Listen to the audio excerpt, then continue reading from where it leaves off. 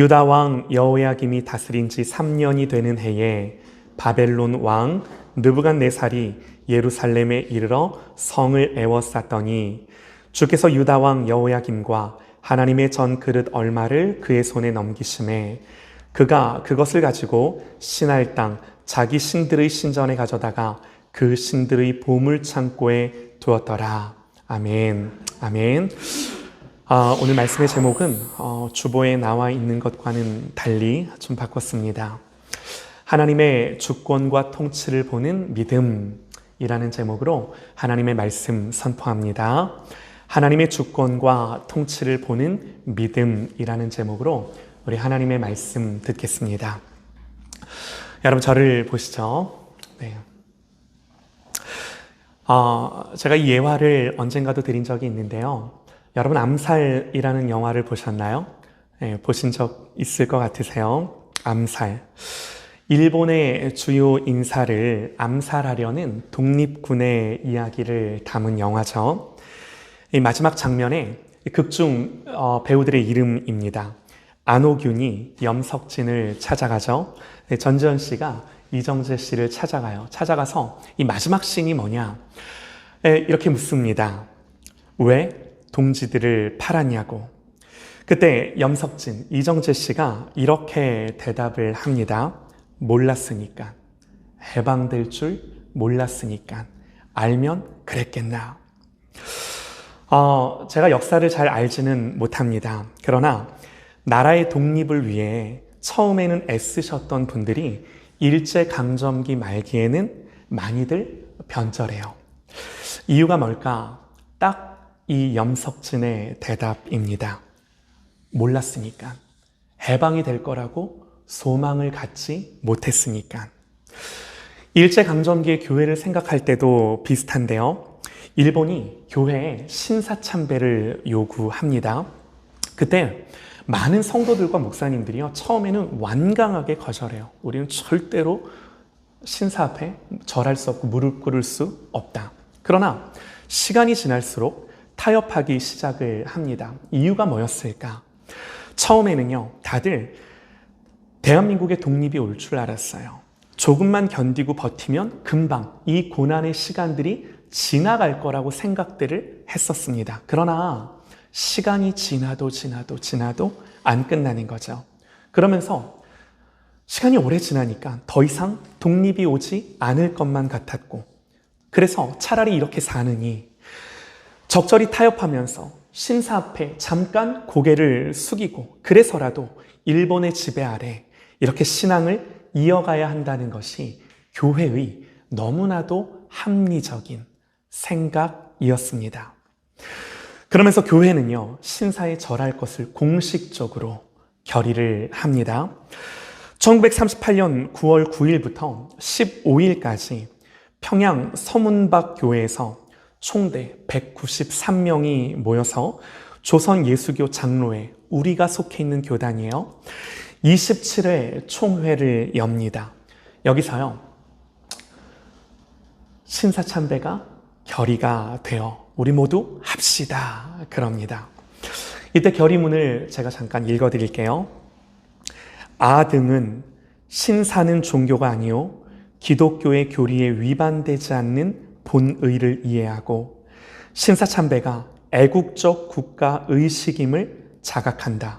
그러므로 이에 신사참배를 솔선려행하고 나아가 국민정신동원에 참가하여 비상시국하에 있어서 총후 황국신민으로서 적성을 다하기로 기한다.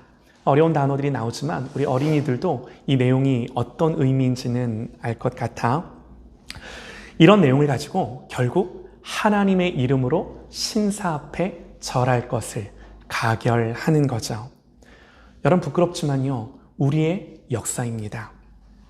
말씀을 드리고 싶은 게 뭐냐? 잘못한 거죠.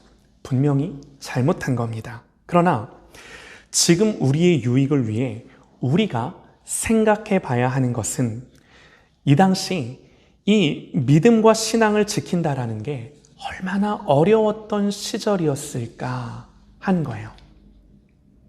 단순히 야 그거 잘못이야, 범죄야, 여러분, 이렇게 말하는 거는 너무나 쉬워요. 깊이가 없어요. 같은 상황에 놓여 있을 때 나라고 달랐을까 하며 그 당시 그 관점으로 그 당시 상황 속에 나를 놓아두고 정말 깊이 있게 얼마나 어렵고 힘들었을지에 대해 한번 고민해 보는 게 오늘날 우리에게 유익하지 않을까 하는 생각을 해보는 거죠. 여러분, 이건요, 우리 개인의 신앙에도 그대로 적용이 돼요.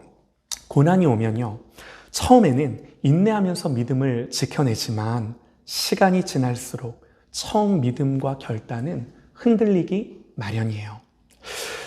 우리가 믿음의 조상이다 일컫는 아브라함을 생각해보면 창세기 12장에서 하나님이 아브라함을 부르시죠. 분명히 약속하세요. 하늘의 별과 같이 바다의 모래와 같이 이 셀 수 없는 수많은 자녀들을 너에게 줄 거다. 그러나 본인도 나이를 먹고 자기 아내 사라도 늙어가면서 더 이상 아이를 가질 수 없는 이 현실적인 판단 아래 아브라함의 생각이 바뀌어요. 아브라함이 하나님께 뭐라고 말하나요? 자녀를 약속하실 때 아이고 됐습니다. 내 상속자는 내게서 날 자가 아니라 내 집안에서 길리운 종 이 엘리에셀입니다. 하나님 앞에 그렇게 반문하죠. 그리고 나중에 하갈을 통해 이스마엘을 낳았을 때 나중에 다시 하나님이 아브라함을 찾아오셔서 너에게 자녀가 있을 거다 라고 말을 했지만 하나님 앞에 아브라함이 뭐라고 말해요? 하나님, 아닙니다. 됐습니다. 이제 와서 뭘요? 그러면서 이스마엘이나 하나님 앞에서 살기를 원합니다. 아브라함이 그렇게 하나님 앞에 이야기를 해요. 세월 앞에 장사가 없어요. 이렇게 끝까지 처음 마음을 가져가지 못하는 것은요, 아브라함뿐만이 아니라 제 자신을 포함해서 우리들 스스로가 많이 경험을 하는 거죠. 여러분 보세요. 오늘 우리가 다니엘서를 읽었는데 다니엘이라는 인물을 보면요, 이분의 멋짐이 여기 있어요. 이분이 참 멋집니다. 이분의 멋짐이 여기에 있어요. 우리가 다니엘이라는 인물을 참 좋아합니다. 다니엘 안 좋아하는 사람 못 봤어요. 이 사람이 참 멋진데 이 사람이 왜 멋진가? 믿음을 지키기 어려운 시대, 아니 제가 보기에는 믿음을 지킨다는 건 거의 불가능했던 시대에서 믿음을 지켜냈던 사람이에요. 여러분 보세요. 우선 다니엘이 살았던 시대는 믿음을 지키기 어려운 시대, 믿음을 너무나도 견디기가 어려운 시대였어요. 바벨론에 의해 나라가 완전히 망했어요. 그러나 그럼에도 불구하고 우리가 참 좋아하는 이야기들이 있죠. 믿음으로 다니엘이 왕이 주는 음식을 거절한 이야기, 또 이 다니엘의 세 친구들이 왕이 절하라 명령한 그 금신상 앞에 절하지 않은 이야기.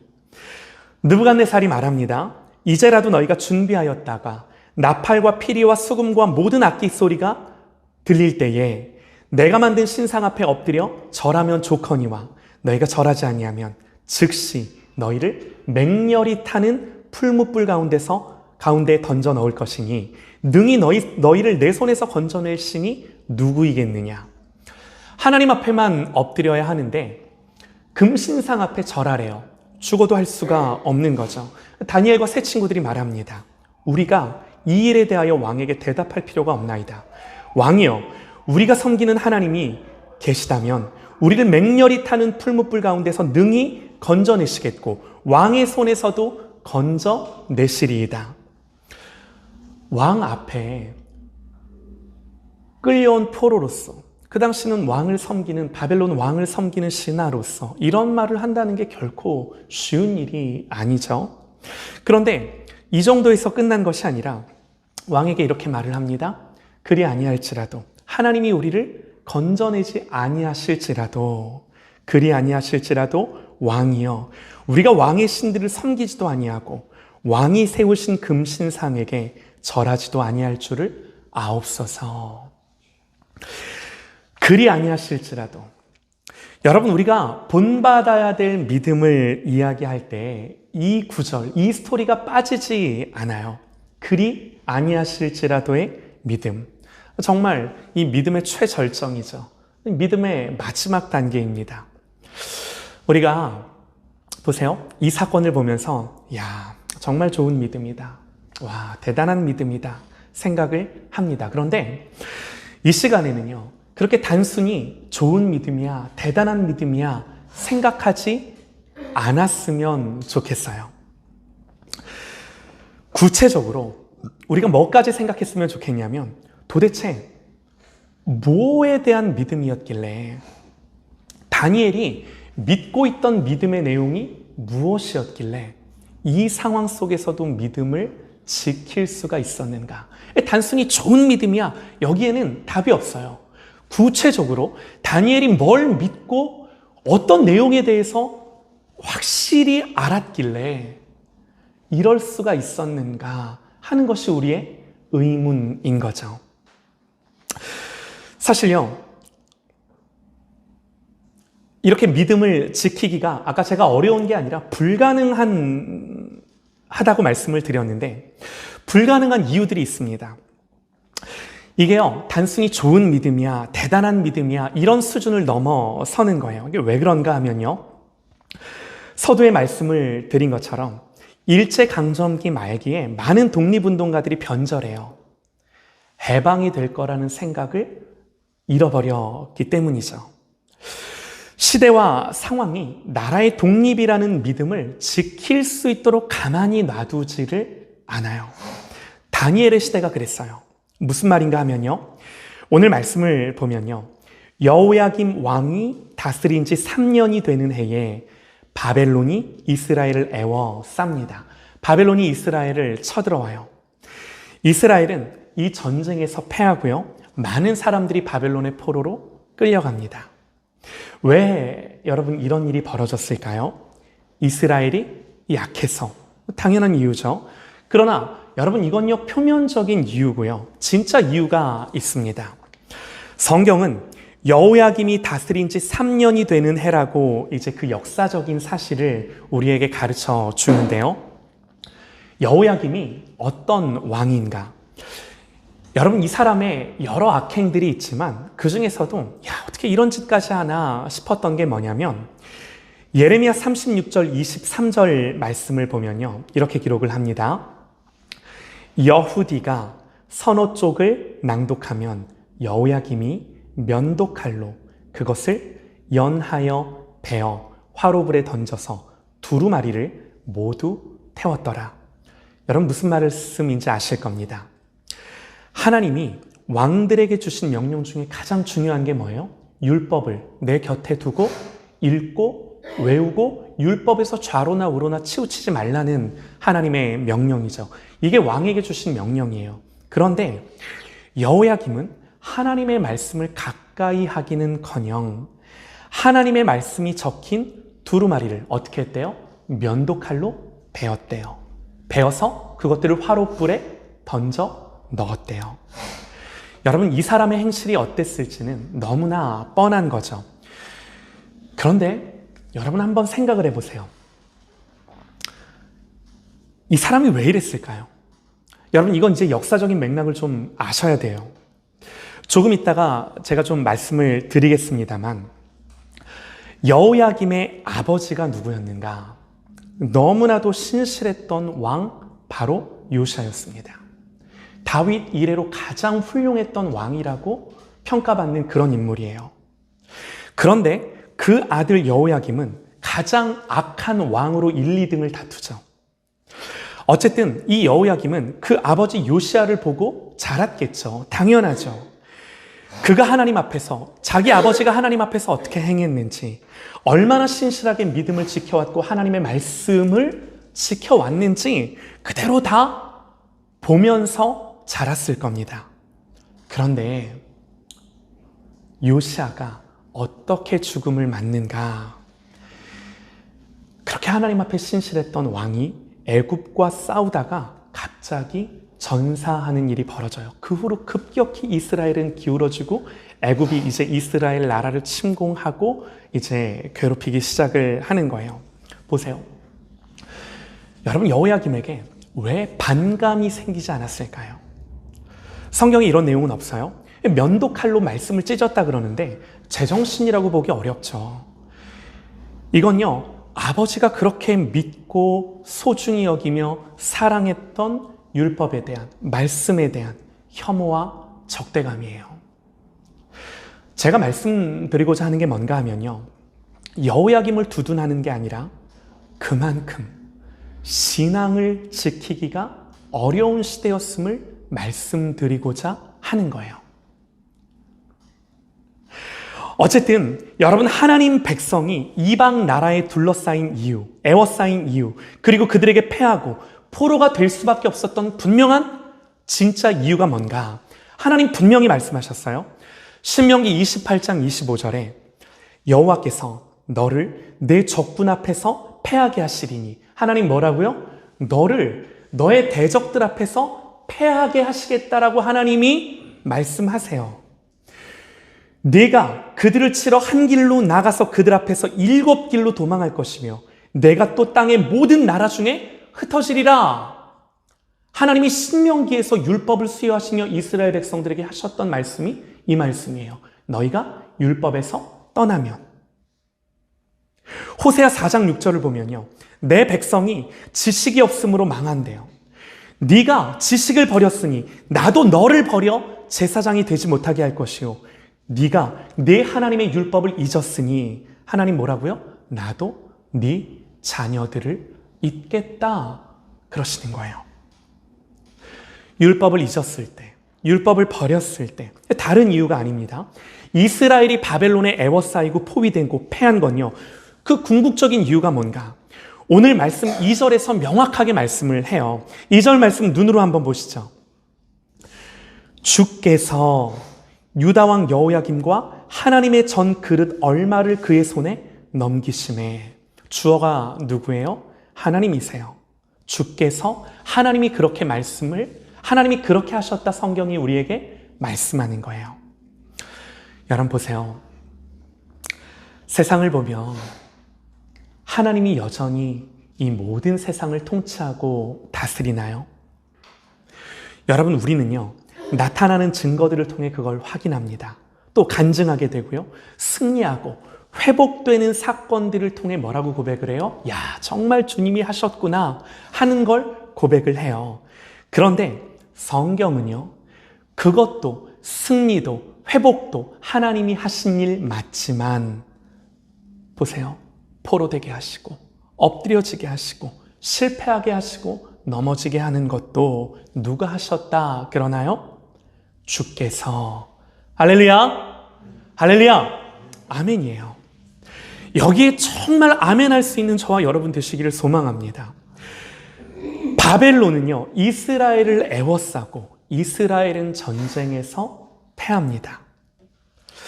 여러분, 이 당시의 전쟁은요, 사람과 사람의 전쟁이 아니에요. 단순히 나라와 나라의 전쟁이 아니에요. 우리가 믿는 신과 너희가 믿는 신, 이 신들의 싸움이에요. 우선 느부갓네살이 이기고 한 일이 뭔가? 하나님의 성전에 있던 그릇들, 제사 드릴 때 쓰던 도구들입니다. 그 도구들을 어디에다 가져다 놓았다 그러나요? 2절 말씀에 그가 그것을 가지고 신할 땅, 자기 신들의 신전에 가져다가 그 신들의 보물창고에 두었더라 그러죠. 하나님의 성전에 있던 기구들을 자기가 믿던 신들의 신전에 가져다 둡니다. 여러분, 이건요, 단순히 전리품이 아니에요. 사람이 싸우는 전쟁 같지만 사실은 그들이 각자 섬기는 신들의 싸움이었어요. 그래서 전쟁에 앞서서 제사를 드리고요, 자기 신을 상징하는 우상을 맨 앞에 세우는 전쟁, 내가 믿는 신이 네가 믿는 신을 심판하는 전쟁. 그래서 여러분, 이스라엘이 블레셋과 싸울 때 여러분 아실 겁니다. 이스라엘의 진영 맨 앞에 뭐가 앞서갔었나요? 하나님의 임재를 상징하는 언약궤가 그 전쟁의 맨 앞에 갔어요. 칼과 창이, 방패가 앞서갔던 것이 아니라 하나님의 임재를 상징했던 언약궤가 맨 앞에 앞서가서 싸웠던 거죠. 그런데 여러분 보세요. 그런 전쟁에서 패했다? 그런 하나님의 성전의 기구들이 이방의 신상 앞에 드려지고 바쳐졌다? 여러분, 그게 뭘 의미하는 것 같으세요? 하나님의 패배입니다. 하나님이 진 거예요. 하나님이 진 거예요. 여러분, 그래서 어려워요. 그래서 어려운 정도가 아니라 제가 하나님을 믿기가 거의 불가능했던 시대다라고 말씀을 드린 이유가 여기에 있는 거예요. 여러분, 한번 생각을 해보세요. 이스라엘이 이 바벨론이 자기들을 애워싸며 목격한 게 뭐였을까요? 다른 게 아니에요. 하나님의 패배. 여러분, 이 속에서 여전히 그들이 하나님의 주권과 통치를 믿고 신뢰하고 의지한다라는 게 쉬운 일이었을까요? 변절하지 않는 게 쉬운 일이었을까요? 홍해가 갈라지고요. 여리고가 무너지고요. 그러면 야, 정말 우리 하나님 살아계시는구나. 이렇게 승리의 때는 하나님을 경험합니다. 그러나 넘어질 때, 패할 때, 포로될 때도 그럴 수 있을까요? 아니요. 야, 도대체 하나님 어디 계신가? 고민하지 않을까요? 너무나 당연합니다. 여러분, 사실요, 우리의 삶의 본질적인 질문이 여기에 있는 거예요. 하나님이 계시다는 것을 믿지만, 하나님을 계시다라는 걸 믿지만 그 믿음이 경험되지 않을 때, 내 기대와 다를 때, 내가 믿고 있던 그 믿음의 내용과 다를 때, 하나님의 일하심이 느껴지지 않을 때 우리의 믿음도, 우리의 마음도 흔들리는 거죠. 여러분, 그래서요, 이것만으로도 야, 하나님 안 계시는구나. 아니, 하나님 계시다 하더라도 더 이상 하나님이 우리의 하나님이 아니구나. 하나님 우리를 구원치 않는구나. 우리를 버렸구나. 여러분, 그런데 더 어려운 게 뭔지 아십니까? 더 어려운 게 있어요. 하나님이 패했다는 이 사실보다 더 어려운 거. 여러분, 이 당시 하나님을 믿는 믿음을 지킨다라는 게 불가능했던 이유가 뭔가? 여러분, 유다가요, 패망하기 직전에 활동했던 선지자가 예레미야라는 선지자입니다. 예레미야는요, 오늘 등장하는 이 여호야김의 아버지였던 요시야 왕이 다스리던 때부터 활동했던 선지자예요. 방금 전에도 말씀을 드렸지만 요시야는 어떤 왕인가? 아까도 제가 잠깐 말씀드렸듯이 다윗 이후 가장 선하고 신실한 왕으로 성경이 묘사하는 그런 왕이었어요. 얼마나 잘했는지 모릅니다.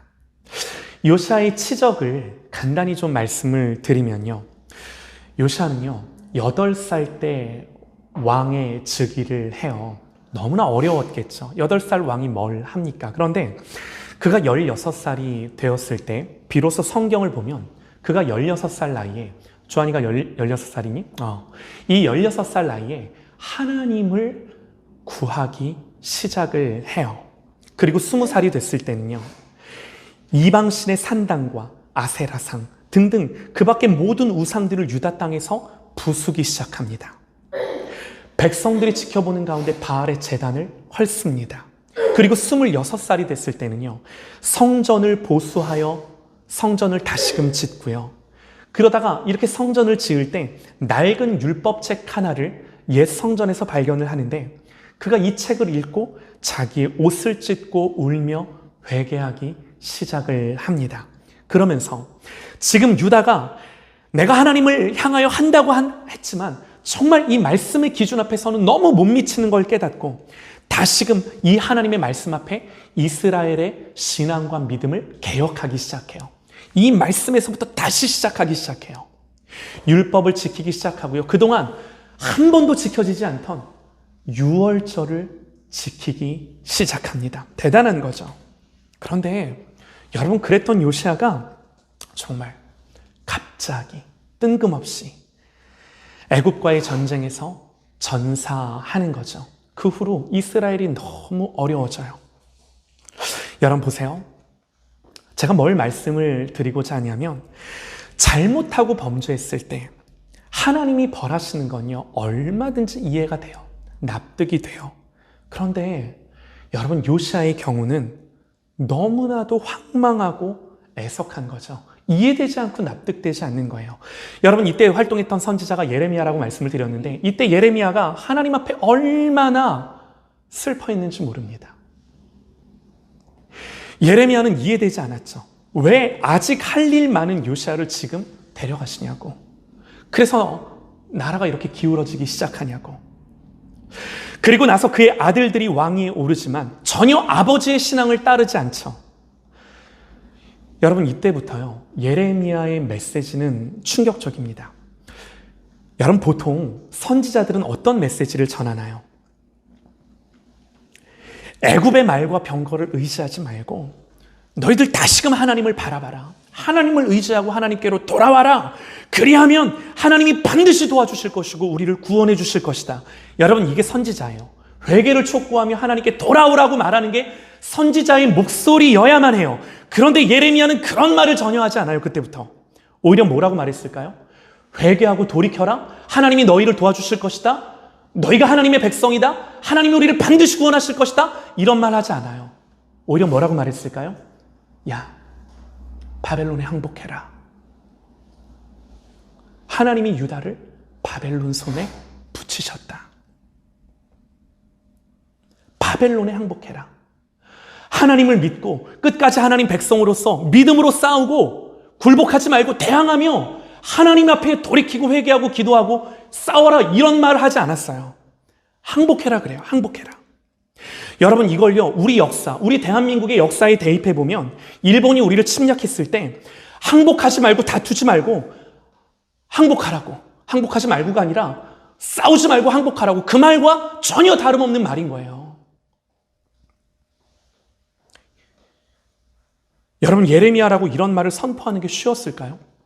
예레미야의 별명이 뭔가요? 눈물의 선지자죠. 맨날 울었어요, 하나님 앞에. 당연히 이 당시 사람들은요, 예레미야를 싫어했습니다. 예레미야의 말을 싫어했습니다. 듣지 않았습니다. 그리고 이제 드디어 여호야김이 다스린 지 3년에, 요시야가 죽고 여호야김이 다스린 지 3년에 이제 오늘 말씀이 등장을 하는 거예요. 유다 왕 여호야김이 다스린 지 3년이 되는 해에 바벨론 왕 느부갓네살이 예루살렘에 이르러 성을 에워쌌더니, 일어나지 않을 것만 같은 그 일이 실제로 여러분 눈앞에 이제는 펼쳐져 있는 거죠. 예레미야의 말 그대로 된 거죠. 여러분, 이게요, 더 절망적이고 뭐 어떻게 해볼 수 있는 여지가 없어요. 하나님 앞에 돌이키고 회개라도 하라고 선지자가 그렇게 말해서 하나님 도와주시겠다고 구원하시겠다고 말하면 그렇게라도 해보겠죠. 그런데 여러분, 이때 당시는 더 이상 하나님 그렇게 말씀하지도 않으셨다라는 거예요. 야, 하나님 정말 버리셨구나. 하나님 이제는 더 이상 우리를 구원하지 않으시는구나. 우리가 예레미야라면 물론 하나님이 이미 말씀을 하신 것이지만, 여러분, 선지자라고 어찌 이 모든 일들이 다 납득되고 이해가 됐겠습니까? 예레미야의 마음에는요, 여전히 요시야를 너무나 일찍 데려가신 것부터 해서 그 아들들의 패역함, 바벨론의 강성함, 역사의 주인이신 하나님이 지금 도대체 뭘 하시려 하는 건지 도대체 예레미야의 눈에는 보이지가 않는 거예요. 여러분, 제가 계속해서 뭘 말씀을 드리고자 하는가? 시대가 이런 시대였어요. 이런 시대 한복판에 믿음을 지킨다라는 것, 하나님을 떠나지 않는다라는 것, 하나님이 주신 마음을 붙들고 산다라는 것, 아니 하나님이 주신 마음조차 내가 분별한다라는 것, 여러분, 이게 쉬운 일이겠냐라는 거예요. 그러나 오늘 성경이 우리에게 말씀을 합니다. 2절 말씀에요. 주께서 유다왕 여호야김과 하나님의 전 그릇 얼마를 그의 손에 넘기심에. 여러분, 1절 말씀이요, 일반적인 시대적인 역사적 사실을 기술한 거라면 2절은 뭔가요? 그 일반 역사의 배후에서 그 역사의 본질을 설명하는 말씀입니다. 이게 진짜 사실이에요. 눈으로 보이는 건요, 바벨론이 강성해서 유다를 에워싸고 예루살렘을 무너뜨린 것처럼 보이지만 사실은 하나님이 이스라엘 중 얼마를 바벨론 느부갓네살 왕의 손에 넘겨주신 거예요. 하나님이 패한 게 아니라 잠시 그들의 승리를 역사적으로 허락해 주신 거죠. 물론 왜 하나님이 이렇게 하셨는지 현재를 살아가는 우리로서는 알 길이 없습니다. 그러나 이 모든 일은 하나님이 능력이 없어서가 아니라, 우리를 사랑하지 않으셔서가 아니라, 더 이상 우리를 돌보지 않으셔서가 아니라 여전히 전지전능하시고 우리를 사랑함에 있어서 실패가 없으신 그 하나님이 허락하신 일이라고 성경이 우리에게 힘주어 말하는 거예요. 사랑하는 여러분, 우리의 모든 소망이 여기에만 있는 거예요. 모든 주권과 통치가 하나님께만 있는 거예요. 이것이 우리의 판단이 어떠하든, 우리의 생각이 어떠하든 성경의 한결같은 메시지인 거예요. 여러분, 서두에서요, 다니엘이 참 멋진 사람이다 이렇게 말씀을 드렸습니다. 믿음을 지키기 어려운 시대, 아니 믿음을 지킨다라는 게 거의 불가능한 시대 속에서 살았던 사람이다 말씀을 드렸습니다. 왜 지킬 수 있었을까요? 우리는 다니엘의 믿음을 본받아야 된다 말합니다. 그렇다면 구체적으로 어떤 믿음을 본받아야 한다고 성경은 우리에게 말하는 걸까요?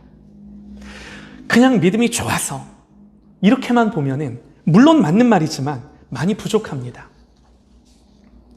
여러분, 다니엘의 믿음은 어떤 믿음이었나요? 한마디로 말씀을 드리면요, 다른 것이 아니에요.